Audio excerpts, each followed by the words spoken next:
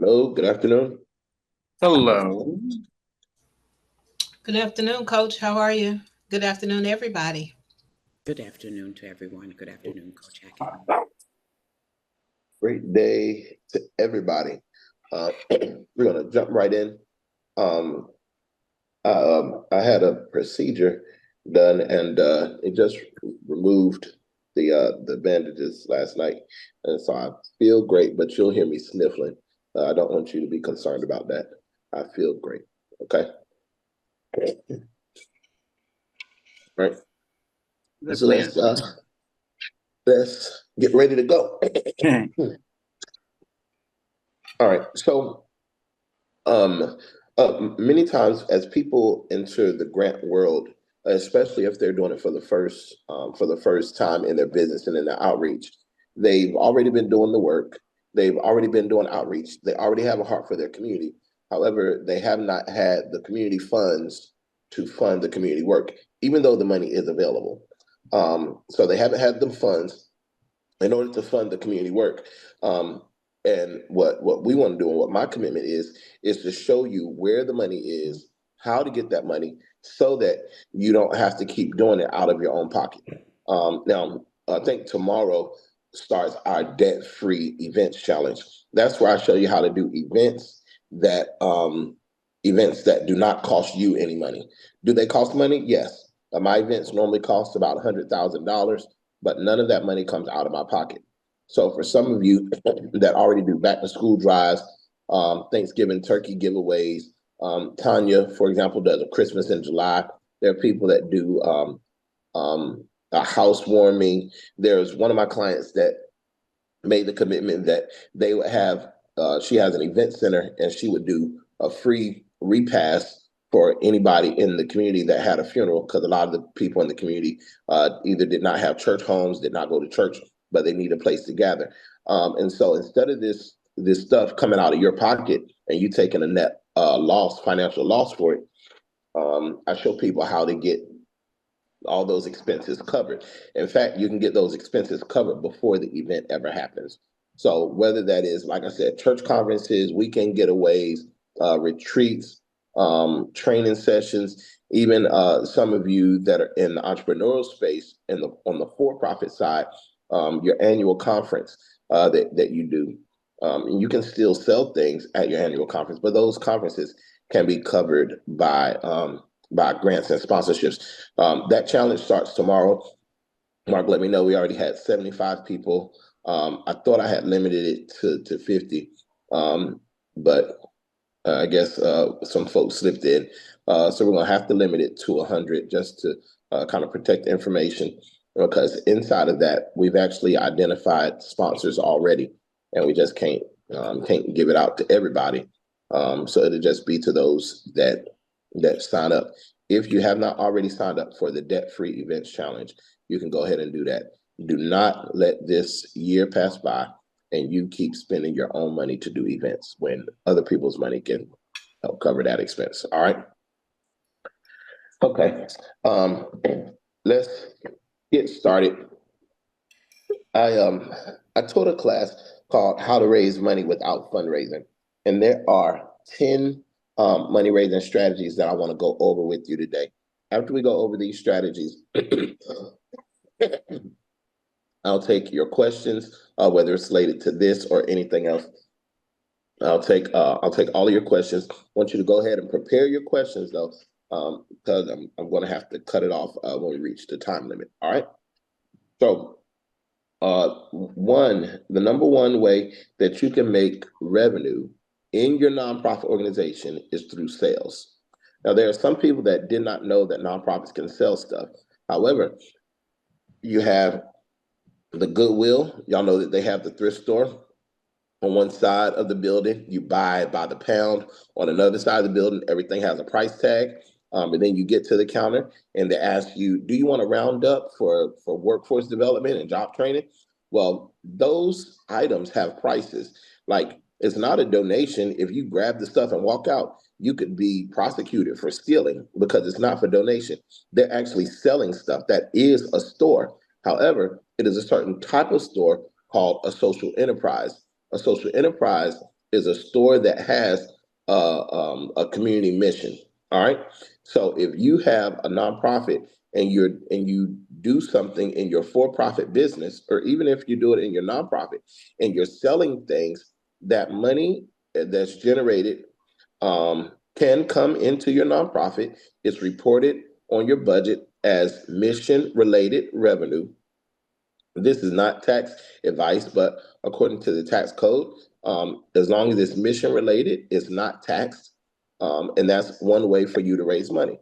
The other benefit of that is that you are able to write on your grant applications that we are not 100% dependent on grants.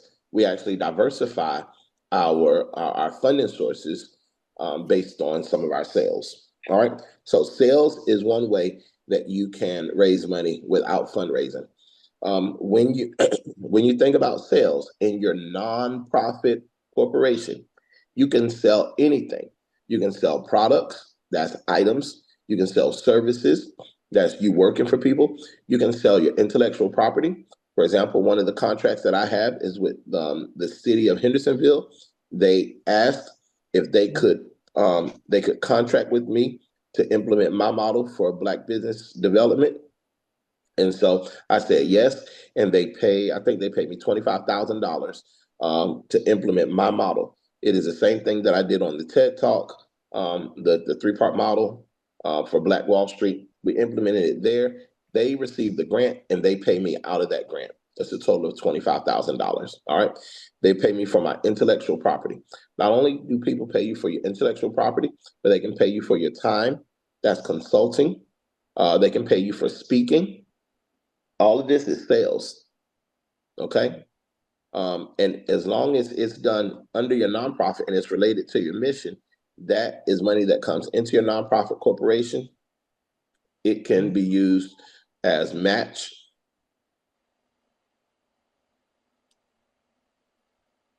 It can be used as match. Okay. Yeah, Mark, I see.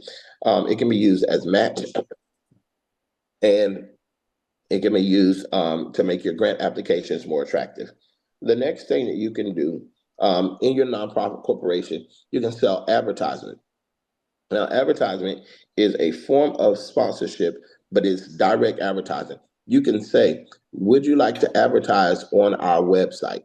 You can advertise on the when people have a post on your website, you can charge them a standard rate. You can charge them per year. You can charge them per day. You can charge them per month.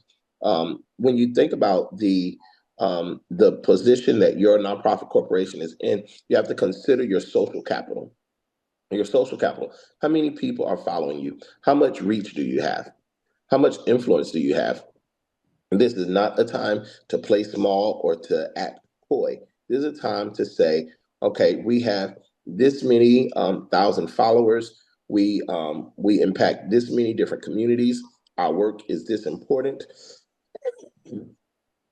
And when you do that, it attracts people that want to advertise with you. They can advertise on your website.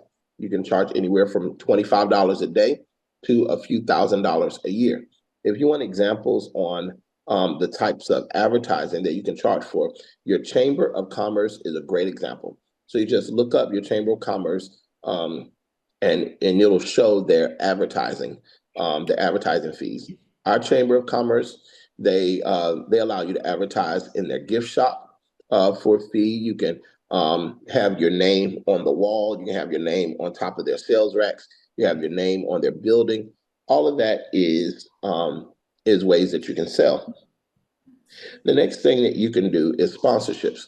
Now we're going to do a deep dive into event sponsorships in the Debt Free Events Challenge. I want to give you some ideas on sponsorships. Let's say you're building a community center.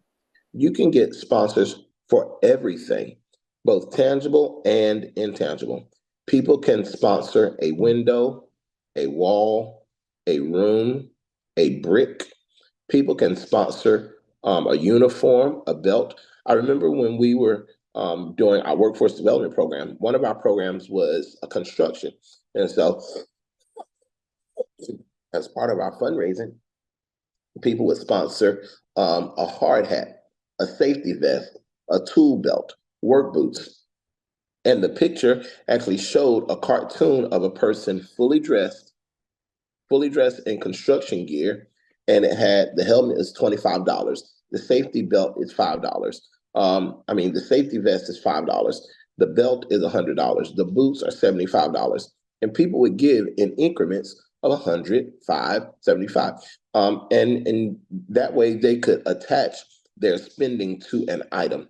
People have psychological connections to items. Now, it is easier for them to give to objects than it is for them to give to ideas.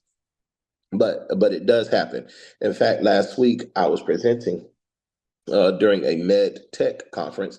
The room was very small. There was only about 50 people in there, but there were tens of billions of dollars in the room, and we were all there selling ideas. We were selling ideas. We were not selling tangible, physical things. We were selling ideas. And after we presented, one billionaire came up and said, "I want to invest in the idea." After I walked out, a lady ran out and said, "Dr. Hackett, I was moved to tears. I want to help. There's some people I want to connect you with for your idea." So when you think about sponsorships, anything can be sponsored. Anything can be sponsored. People can sponsor your event. To sponsor means they're going to pay for that thing. They can sponsor your event. You can sell them presenting sponsor placement, so they can be the title sponsor. People can sponsor objects. They can sponsor food trucks. They can sponsor vendor spaces. For example, you can charge vendors $100 per. And if you wanted to have those spaces sponsored, you can say to a sponsor, if you give $100, you make it possible for a low to moderate income person to have a vending space. People can sponsor drinks. At my event, because it happens during beer week, we had people sponsor beer. That means they gave free beer and told us to sell it. There are lots of things that can be sponsored. If you can think of it, it can be sponsored. In fact, there was one CEO that said, "I'll sell everything. I'll sell everything," and she really meant it. She would sell, and she was talking about sponsorship. She sold sponsorship placement to the pictures that were on the walls. Every wall had a sponsor. Every picture had a sponsor. Every door had a sponsor. Every window had a sponsor. Everything had a sponsor. Matter of fact, if you get in the elevator of her business, the elevator is wrapped in a certain advertisement. I think it's for an ad agency. That ad agency paid a sponsorship, so everybody gets in. Everybody gets into the elevator, and they sponsor. And these sponsorships go anywhere from $500 up to 50, and sometimes $100,000. Okay, all right. Those are sponsorships. When you're doing a sponsorship, all you owe the person is an invoice with that EIN on it from your nonprofit, and that sponsorship is also tax deductible. Number 4, you can do crowdfunding. I'm not personally a big fan of crowdfunding, but it is good. It does work. People do GoFundMe. That's one type of crowdfunding. There are lots of others. All right. And that's money raised from a large number of people on the internet. So you could, and the fact that I don't do crowdfunding is one of my biases. So don't let my bias hold anybody up. Okay. Don't let my bias hold anybody up. Crowdfunding is getting money from people on the internet. When they give money, they're giving money to fund your program. And in order to get them to fund your program, you want to talk about your mission. You want to talk about the impact of their money, and you want to let them know what this investment is going to do. All right. And then number 5, and I'll pause after this, is grants. Grants is community funding for a community benefit that you do not have to pay back. That's just one way.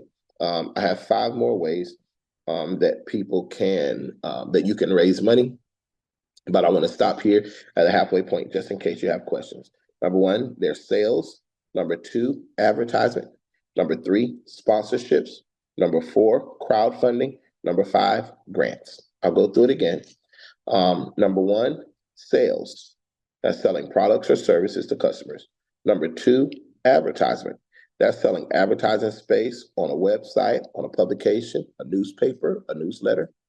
All right. Number 3 is sponsorships. And that's securing money from a sponsor in exchange for promoting their brand or their product. Number 4 is crowdfunding. That's raising money from a large number of people on the internet. And then grants. That's a community funding that you don't have to pay back. All right. Anybody have any questions about the first 5 before we go to the next 5?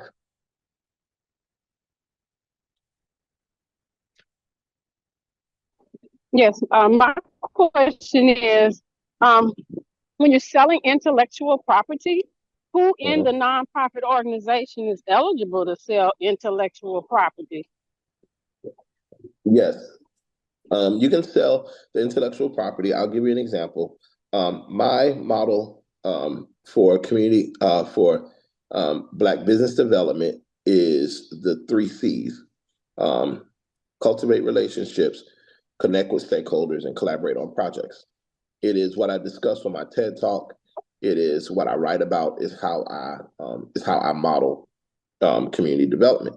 So when I sell the intellectual property, I'm not transferring ownership, because in fact, the nonprofit does not own it, but people can pay me to implement it. All right. Also, when you think about ownership, you trigger discussions about copyright law and trademark law. And my nonprofit that I founded does not own my intellectual property. I own my own intellectual property, and I let the nonprofit use it. I do not charge my nonprofit to use it, because the nonprofit is its own thing, and anything that the nonprofit owns, it's hard to ever get it to unown it. So it's easy to go in, it's hard to come out. So I let the nonprofit use it. It is my contribution. And when I say I sell it, I'm actually selling the ability to use it. I'm not selling it in a way that I can't use it anymore. I'm selling my model. So if you have a model on how you do it, a framework on how you do it, you can sell that. Other people can pay you to implement that. Okay, and so it's like you're making a donation to the nonprofit, your intellectual property. I'm letting them use it. I'm letting them borrow it. So if I donate, how do you structure that legally? Okay, there's 2 questions. So I'm not donated, because if I donate to you an oatmeal cookie, then that oatmeal cookie is now yours and it's no longer mine. So I'm not donating my intellectual property. I'm letting the nonprofit benefit from it. So the next question was, how do I do that legally? I, Joseph Hackett, have allowed the nonprofit to make money off of my brain. So if you have a model, you don't have to charge the nonprofit if you don't want to. You can, but I don't. But I allow the nonprofit to make money using my intellectual property. And if you were part of, and this is not strange, actually, if you were part of a larger organization, nonprofit or for-profit, and you're working for that company, when you sign up to work for them, inside the contract is their ability to use your intellectual property. So the ideas that you come up with, the company can use them, whether it's your spreadsheet, your website, your newsletter, the things that you're doing in the normal course of your job, that company can use it. And in exchange for them using your intellectual property, they give you a weekly paycheck. Likewise, in the nonprofit world, I let the nonprofit use my intellectual property for free. Now you don't have to do this. I let my nonprofit use it for free so that the nonprofit can make money. This is part of my donation to the nonprofit. And that's because I personally don't need to make money from the nonprofit, but I do have staff that I pay. Is that like licensing, similar to licensing? Yes. Okay. Yes, that is. If I were charging the nonprofit, I would have a more robust document. So there's one grant that's available for both for-profits and nonprofits. It's called the Youth Build Grant. Youth Build Grant is about $1 million. It's a 100% grant. So they intend to pay for everything. It's a federal grant, and it's for youth programs. They want you to build or renovate one house in 3 years. Not one house every year for 3 years, but one house. They give you $1 million to do this with youth ages 16 to 24. Well, in order to qualify for that grant, you have to be part of Youth Build USA, and you have to use two. There are two licenses that you have to have. One of them is licensed with an approved construction program. One of them is called HBI, and the other one you have to be licensed as part of Youth Build USA. Each one of those licenses costs $7,000 per year. So we had to pay for those licenses, but we paid out of the grant. Both of those entities are for-profit companies, and we had to pay them out of the grant. Some of you that have commercial kitchens or you want to do culinary training, maybe you're a cook or a chef, and you want to get grant money for your cooking. Maybe you have a restaurant. If you were part of the culinary kitchen training programs, you might need and you might want a license from a culinary training program. The leading one is called Fresh Start. If you were to name the Fresh Start Culinary Training Program in your grant application, especially at the federal level, it would get a lot of attention. If you name it during in applications to popular foundations like the Kauffman Foundation, the Kresge Foundation, NC Idea Foundation, if you were to name them Zuckerberg Foundation, if you were to name the Fresh Start Culinary Training Program, you would actually have a recognizable program. But that license costs about $7,000 per year. And that license is their curriculum, their worksheets, their timeline. It's really just a jump drive that they give to you, and you agree to use their thing in exchange. You can use their logo, you can name them in grants, etc. What I'm saying to you is not only do they have the ability to do that, but you have the ability to do that as well. You can not only buy licenses, but you can also license your products out to be sold.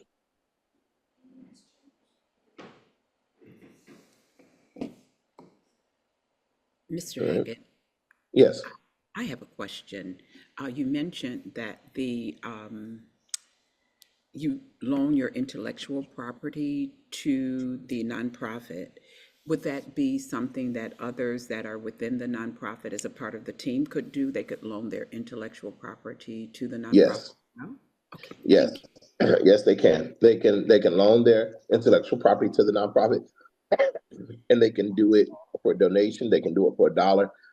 In fact, if you have volunteers that care about your mission, during one of the meetings, you can just ask them, is there anybody that would like to donate some of their intellectual property? It does not mean that the nonprofit uses it exclusively, but it does give the nonprofit the ability to use it and to make money from it. Thank you so much. That's powerful. In addition, I believe there was a conversation that you and I had where you shared that you developed perhaps a manual or training material for a program, and you actually utilized it you had already developed, pardon me, the training material, but you actually utilized it for a specific program that your nonprofit was doing. Is that similar? Yes, yes. And so I create curricula all the time. So for Black Wall Street, my curriculum is the 3 C's. And that's what they use. I don't charge them for it, but they make money from it. That allows me to make money in the nonprofit and to pay more staff people. And when I got the Youth Build grant, there's a 5-part model that they use, but I actually upgraded it by not only using it, but I identified the specific local agencies that you need partnerships with in order to implement it. So that was me adding to it. By adding to it, that made it mine. And I let the nonprofit use it. So any of these things are possible, and you can make money from it. For example, if you have a certain way that you approach community development, if you were to write it down, it really doesn't matter if you wrote it down in a 1-pager or if you wrote it down in a 100-page book. The moment you write your ideas down, they are your ideas and they are copyrightable, trademarkable, and sellable. And you can sell that to another city, another county, another agency, another nonprofit that can benefit from what you're doing. Very good. Thank you. That's very powerful. Thank you. Mm-hmm. Okay. Other questions about sales, advertising, sponsorships, crowdfunding, or grants? Okay, let's go on. These are the next 5 ways that you can make money in your nonprofit. Okay, number 6 is philanthropy. This is where you build relationships with donors and receive charitable contributions from individuals and organizations. So, philanthropy is when you are receiving money based on your relationships with people. Sometimes these relationships happen organically. Sometimes these relationships are constructed. I'll give you an example of each. If you are on a board with the Chamber of Commerce, you're likely sitting at the table with other leaders of organizations. Those leaders of organizations are in control of budgets. They control budgets. And if you had an idea that could help them advance their mission, then you can present them the opportunity to give to you. I remember I was sitting in a board meeting, and on one side of me was the president of the bank. And while we were just talking, I asked him about what they were doing. And he said, well, we're trying to increase our work in a certain city. I had a client in that city. And I said, well, I know somebody in that area that could use your help. And I said, well, they're about $500 away from their goal. He said, I can do a little better than that. Let me get their number. And so it turns out he gave them $5,000. Now, he did not give it to them because he was looking for them and he just liked them so much or whatever. I know that he was giving it to them because he has a responsibility to give money back, but also because I showed him how their work connected with his mission. So when you think about the importance of joining boards and commissions, you want to also consider the people that are on that board, the people that are on that committee. So if you have a team of volunteers, would any of your volunteers be willing to serve on an outside board, an outside committee? People that have resources, people that have connections. Now, this is a challenge. This is a big challenge. In fact, I talk about it during my TED Talk because there's some systemic racism at work. And I just want to prepare you for it. The boards and commissions that you really need to have you and your people need to be part of, they have meetings that are not at times that are convenient for your people. The meetings are normally during the daytime. And lots of people cannot get off work for the meeting. Sometimes the meetings are in places that traditionally Black people don't like to go, like City Hall or the police station. And some people would say that that's a coincidence. I don't think it's coincidence. I think it is by design. And part of it is systemic racism because they set things up so that the rich get richer and the poor get poorer, so that the people who don't know end up never knowing, and the people that do know end up getting more and more. What we have to think about is how to play their game and play it smarter. For Black people, historically, this has been the case. We've had to wisely and strategically navigate systems of oppression. Women have had to do it for years. How to be wise as a serpent, harmless as a dove, navigating systems of oppression that have tried to keep you out. Complaining does not work. But when you can strategically think about how can I get somebody from my team to be on that committee, then you have a leg up on everybody else. One of the best places to start is your city or your county. They have boards and commissions. If you connect with one of their boards or commissions, then now you have the inside track before laws are made, before budgets are constructed, and before money moves. Your people can be on the inside track of that, and they can let you know where the money is going. I remember one contract that I had was a $30,000 contract We knew that the contract was coming because I was on a committee. We knew that the money was available because I was on a committee. And when it was time to compete, I competed just like everybody else. However, some would say that I had an unfair advantage because I was on the committee. Well, I noticed that throughout history, there are people that have an unfair advantage because they're on the committee. It just so happens that these days, Black and brown people, low and moderate income people, and especially women and other marginalized communities are now getting involved in ways that they haven't gotten involved before. And so now it's causing a ruckus. But historically, people have known about houses before they went on the market, real estate deals before they were told, budgets that are available before they were made public. All of these kind of things have happened. And this strategy that I'm giving you is one that works on a regular basis if you would just connect with those boards and commissions. All right. That one is kind of big and heavy. Does anybody have any questions about that? What All do right. you think is a good strategy to get started? Should you start with your local economic development and work your way up, or is there some other way that you could be strategic? Because you're absolutely right. You know, there's racism baked into the system, and you know, so much of what is available in your community is really they're in meetings, they're in, you know, things that could easily help your business are in meetings that you are never even thinking to attend. You won't even know about it. You won't even know about it. So the strategy is this. I didn't write this down, but I'm going to give you just some key steps. Number one, look up your city or your county boards and commissions. These commissions are sanctioned by the city and by the county. That is a wonderful place to start. All right. The cities and the counties, they want public input. And if they don't hear from you, they're going to hear from somebody. All right. So look up your city or your county boards and commissions. The way you find out, you type in the name of your city and the word boards and commissions. You type in the name of your county, boards and commissions. And you want to think about the type of work that you want to do. It doesn't have to be a direct match, but maybe it's a loose connection.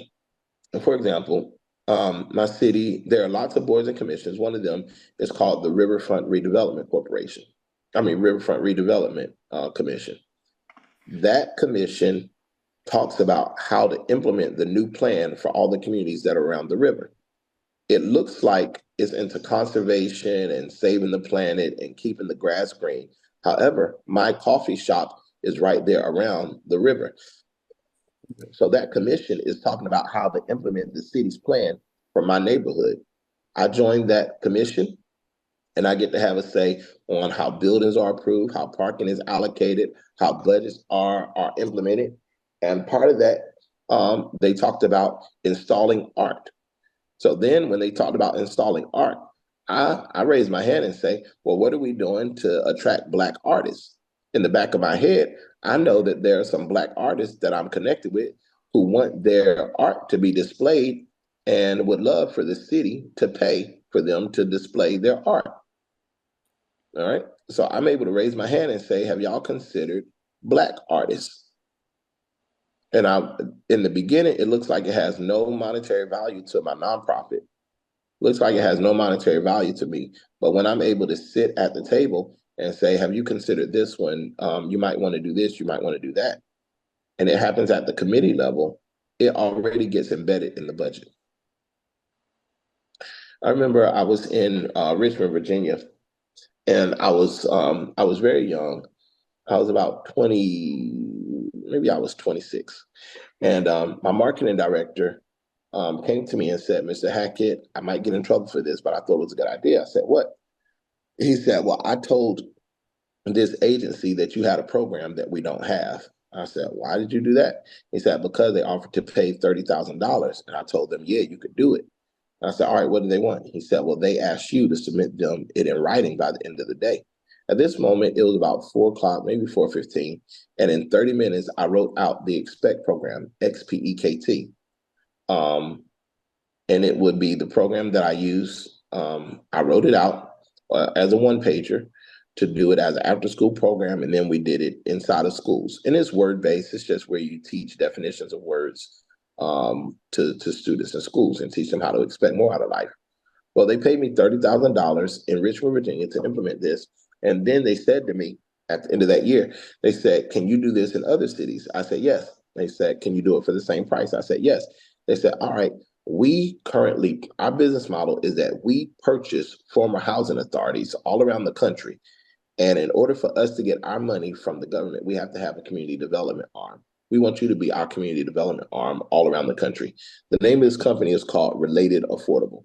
It's part of the Related family of companies out in New York. I looked them up and saw how huge they were, how expansive they were. And in one of our meetings, they told me, now this was back in 2007 and 2008. They said, we have identified another property in North Carolina that we want to implement this in. Fast forward years later, I was in North Carolina, in Asheville, and they had a community listening session about the fact that housing authority was about to be sold, was about to be reformed, and they wanted to hear what the community thought about that. Now, the good thing is that it was a feel-good kumbaya moment about what the community wanted. The bad thing about it is that I knew, because the related company from New York had already told me, that the deal had already been done. Y'all get what I'm saying? So what looked like a standard community listening session had already been negotiated in the back room. And there was no way I would have known, except they had already told me, had already contracted with me to do some work. So this speaks to how important boards and commissions are. When you're part of the meetings behind the scenes, you can be part of the budget before it's ever announced. You can be part of the RFP before it ever goes out. All right. Is it possible to ask another question? Yeah. Okay, so I got elected onto the elderly advisory board here in Florida, right, in my city. Mhm.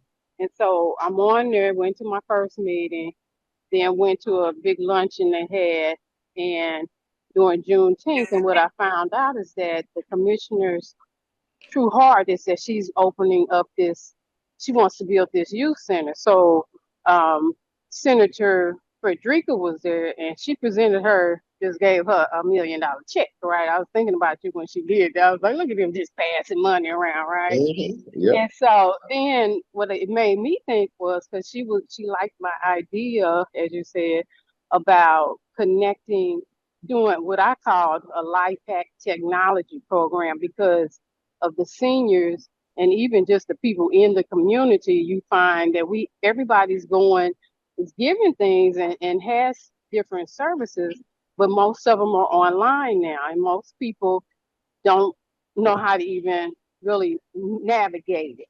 And so I was told that would be a great program to offer to the seniors. So, but when they had the meeting, they asked me, well, how will we go about doing that? Do you have any ideas about how to do that? So the first thing I'm thinking is, well, yeah, I have an idea about how we can do it, and would like to do the programs, and offer them, but I What's your didn't question? even know. Yeah, my question is, how would I go about selling a program through the nonprofit?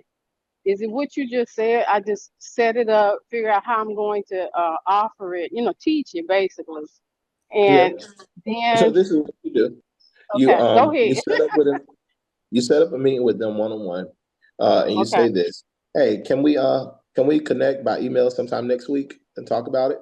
okay, So they say yes, and then you set up a meeting, and you're one-on-one with them, and you ask them, "Do you already have a budget in mind for this type of thing?" okay, And they'll say yes or they say no. But then you say to them, "But this is what our program is, and we would love to implement it. Can you include us in your budget?" It's just that simple. okay, okay, okay. Mhm. If they And don't have a budget, then what happens? They It got a doesn't budget, matter. huh? Yeah, everything has a budget. They got a Um, budget. if they did not have a budget, they really couldn't talk about Okay. Okay. it. All right. And All right. there are times that people don't have a budget, but let them Not tell you this. that they don't have a budget. Okay. When you ask the question, can you include us in your budget? That's a standard thing. That's either saying put us in your line item or create a line item for us. Okay. Can you Mhm. include us in your Can you include budget? us in your Okay. budget? Okay. All right. Well, all right. And it's really All right. her program. All right. Thank you. Mm-hmm. All right. Next, number 7, the way that you can raise money is through memberships. One of my clients, y'all know her, Maisha, down in Texas. Her program serves the needs of the families of disabled, of special needs children, and she charges a $10 membership fee. Y'all might also know about fraternities and sororities. They charge membership fees. You don't have to be a fraternity or sorority to charge a membership fee. Black Wall Street has a membership fee of $27 a month. If people want to be part of that, they can join. There are some people that are still paying the $27 a month. You just want to make sure that it's worth it for them. How do you make sure that a nonprofit is worth paying a membership fee? You highlight the mission, you highlight the work that's being done, and then you recognize your partners. All right. You can also give them things, but you can charge a membership fee. That's where you create a fee for members to organization to access exclusive content or services. And typically, nonprofit membership fees, in exchange for that, people get insider information. They get free tickets to like the nonprofit activities. For us, people can get vendor tables because the nonprofit is supported by our for-profit. People that are members of my nonprofit, they actually get a discount on coffee. They get a discount on my event space. You just give them everything you can think of as an incentive to join the membership. Then number 8 is events. Hosting events and charging admission fee or selling merchandise. You'll notice that in some nonprofits, they'll have auctions. The auction costs money to get in, then they spend money to bid, and they spend money on the cash bar. All of that is a fundraiser. All right. And you actually will notice during the month of September, October, that there are a lot of nonprofit fundraisers. They are responding to the grants calendar and they're getting ready for Giving Tuesday. So during September and October and beginning of November, you'll see lots of nonprofit fundraisers, breakfasts, brunches, lunches. They'll be inviting people like Habitat for Humanity. They'll invite people out. Matter of fact, the YMCA, what our YWCA does, they give tours of their facility all year long. You have to fill out a card to do a tour, but the tours are free. And what they do is at the end of the year, they take all of the people that have toured their facility and they send them an invitation for breakfast. When they send them an invitation for breakfast, they invite them out to the fundraising, to the annual event, which is like some empowerment brunch. The reason they choose breakfast is because breakfast is the cheapest meal of the day. They give you just 1 or 2 eggs, a few pieces of sliced fruit, real pretty, and some bread with butter, and 1 or 2 sausage links, and that's breakfast. The event normally lasts about an hour, and they raise money. That's what they do. And if they do it, then you can do it. All right. So you want to think: is there an annual open house that you want to have? Annual brunch that you can have? A barn raising that you can have? What is it that you can do that's in line with what your mission is, and you can invite more people? When when nonprofits have events, the advantage that they have is people. All right. And we talk about this in the Debt Free Events Challenge, how and why um, people are attracted to events. So you all can be there as we do a deep dive into that. I won't go in it today because we'll go over it in the challenge. All right. Number 9 is subscriptions. Believe it or not, people pay for information. So when you have a subscription, people pay for that information. What you have to do as a nonprofit is choose the information that causes them to be in the know, that causes them to feel important, causes them to have the inside track.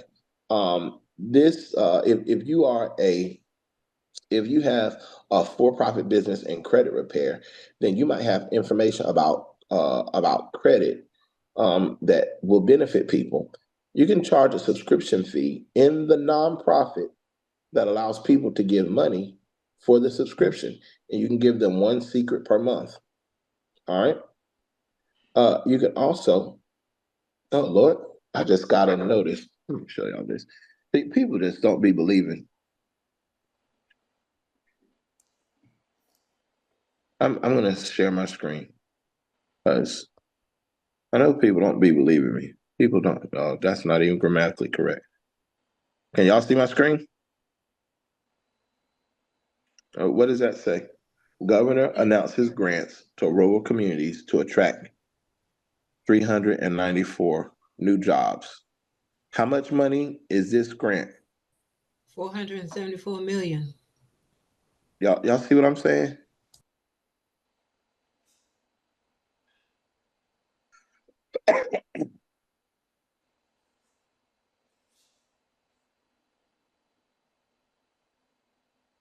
They already approved 8 million.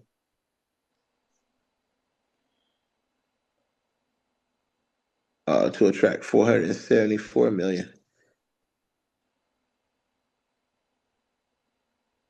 So what I would do with this information, seeing that they already gave out 8.6 million,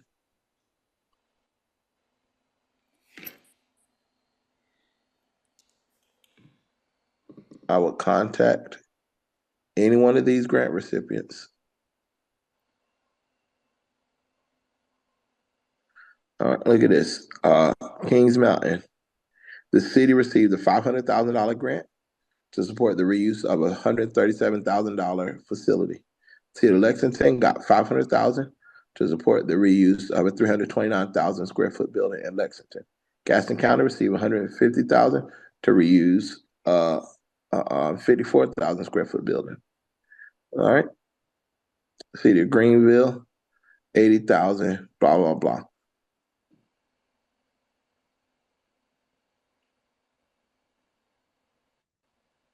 So look, if I went to the city of Graham, I see that they got $100,000 to support the renovation of the building. I would actually contact them and see if I can be a contractor on the renovation. Lexington, I would contact them, see if I can be a contractor. Tube Techs, see if I can be a contractor. Town of Benson, see if I can be the contractor. Y'all get what I'm saying? When you see the building reuse program provides grants to local governments to renovate vacant buildings, to renovate or expand buildings occupied by existing North Carolina companies, renovate, expand, construct healthcare facilities that will lead to the creation of jobs. All right. I just got that notice.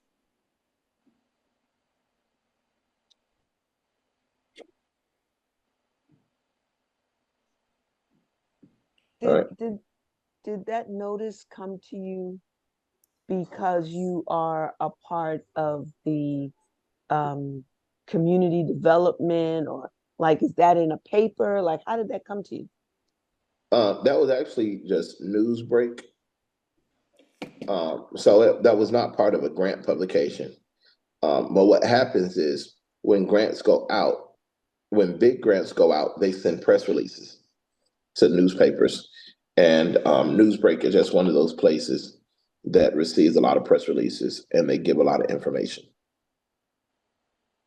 So if you don't already have Newsbreak on your phone, you might want to get it. It's free.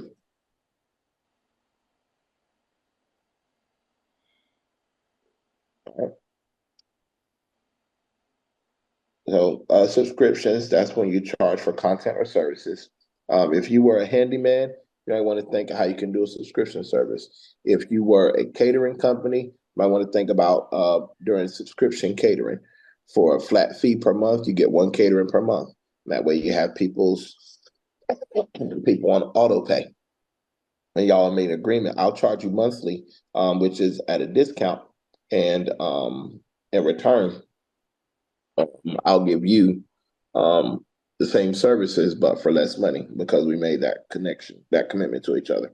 And then the last and final way that nonprofits can make money is through investing. So some of that investing is when people invest and get equity in your company. This is very difficult for nonprofits.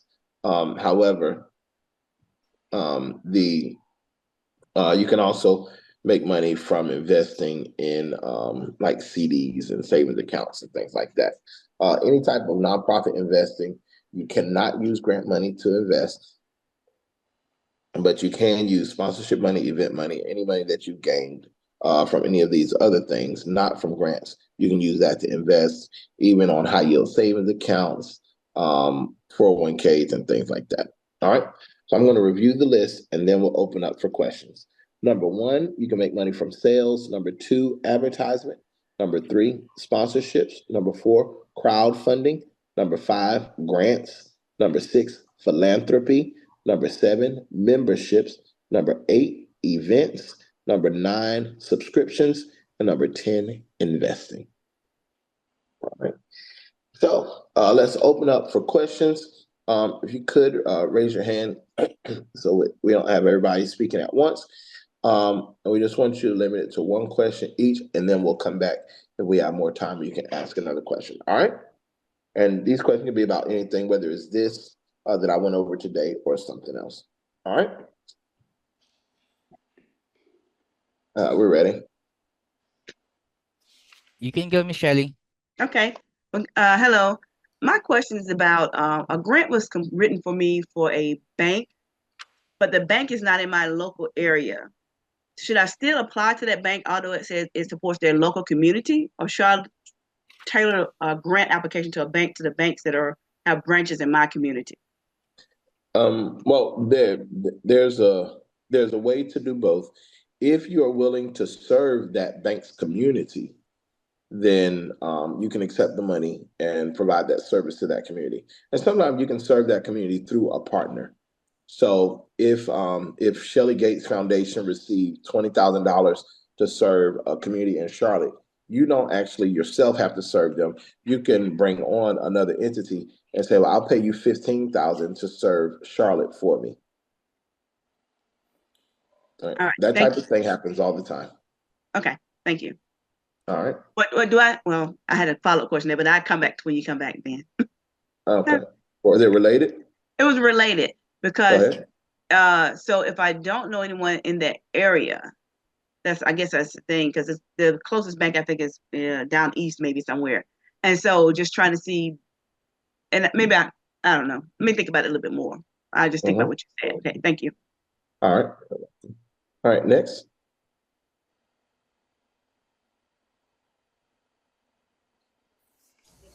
Is it me, Coach? This is Alice Marie. All right, go ahead. Okay, thank you. Can you talk a little bit more about the subscription services as it relates to catering?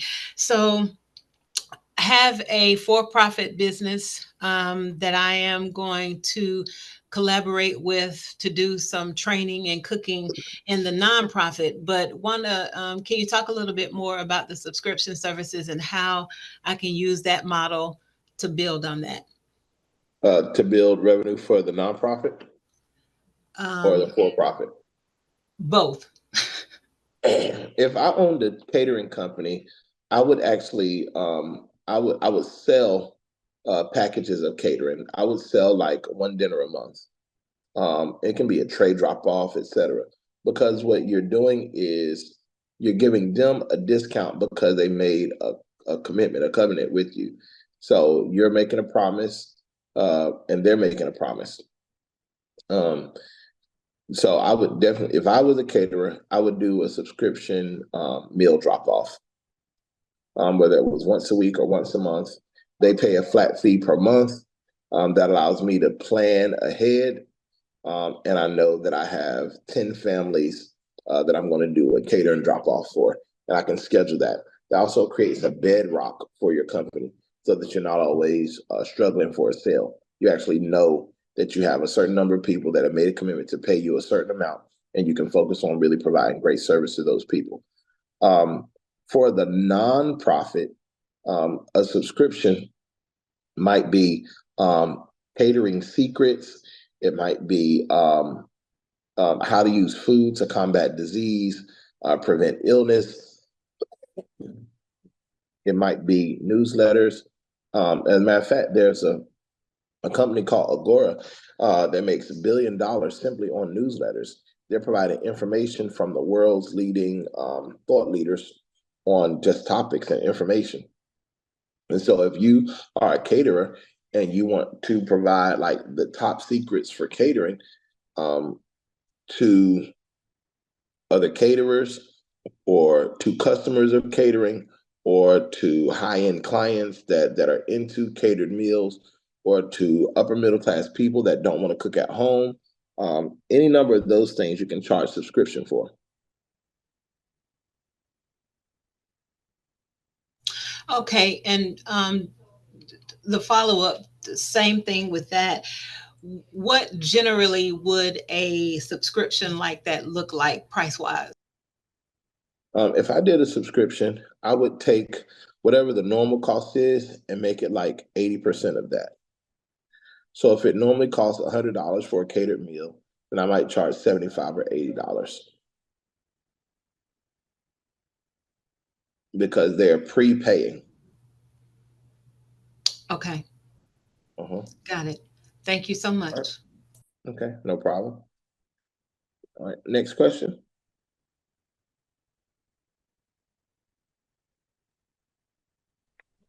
Hello, Yes.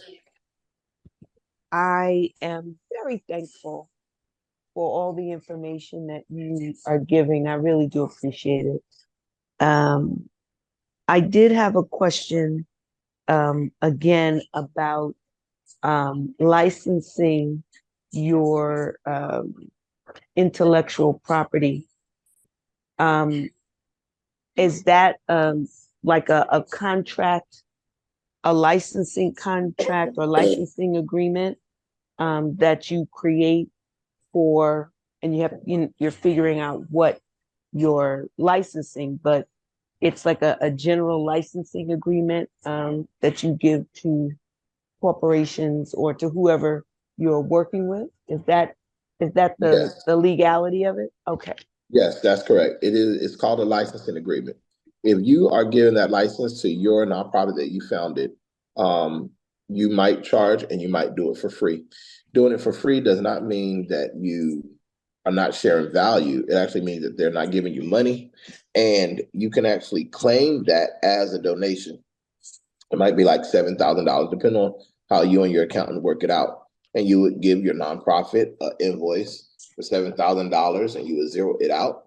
And that shows up as a donation that you can make tax deductible at the end of the year because you've given your intellectual property as a donation for that year. For everybody else, you want to charge for that license. And so you package your framework and your book and your model, and you sell it to them, and they pay. It's normal. It's not even strange. It's normal in the nonprofit world for people to pay for the license to use your framework. I see. Okay. Thank you. All right. All right. Next question.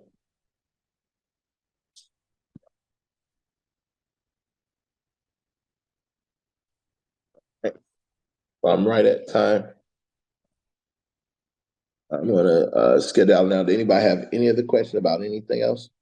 I have a question. I know this is probably very basic, but when filling out the payment information, is there a preferred way that grantors like to send you money? I know people have like what can I say, check or through Zelle or through PayPal, or is that, do you know if there's a preferred way? Yeah. Number one, stay away from Cash App because the laws are changing with Cash App.